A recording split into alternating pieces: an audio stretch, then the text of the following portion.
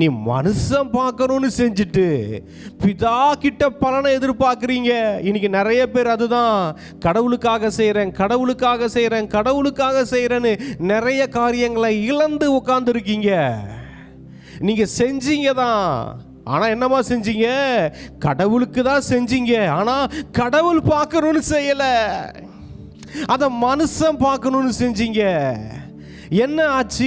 Bible வேத வசனம் சொல்லுது, மத்தேயு 6:1, நீ எனக்கு செய்கிறதா இருந்தாலும் பரவாயில்ல, நீ தர்மம் செய்கிறதா இருந்தாலும் பரவாயில்ல, நீ ஜெபம் பண்ணுகிறதா இருந்தாலும் பரவாயில்ல, இல்லை உபவாசம் இருந்து ஜெபிக்கிறதா இருந்தாலும் பரவாயில்ல, அதெல்லாம் மனிதர்கள் பார்க்கும்படியா அதை நம்ம செய்ய ஆரம்பித்தோன்னா அதற்கான பலன் பரலோகத்தில் இருக்கிற பரம பிதாவினிடத்தில் நமக்கு இல்லை. இன்னைக்கு அதெல்லாம் லிஸ்ட்டு போட்டுட்டு இருக்காங்க நிறைய பேர். நான் ஆண்டவருக்காக அதை செஞ்சேன், நான் ஆண்டவருக்காக இதை செஞ்சேன், நான் ஆண்டவருக்காக அப்படி செஞ்சேன், ஆனால் ஆண்டவர் என்ன கை விட்டுட்டார் பிரதர், என் லைஃப்பில் எதுவும் பார்க்கல பிரதர், காணிக்கையை அள்ளி அள்ளி கொடுத்தோம் பிரதர், இன்னைக்கு தரித்திரத்தில் உட்காந்துருக்கிறேன் பிரதர். ஏன்? எதுக்கு கொடுத்தீங்க? எப்படி கொடுத்தீங்க?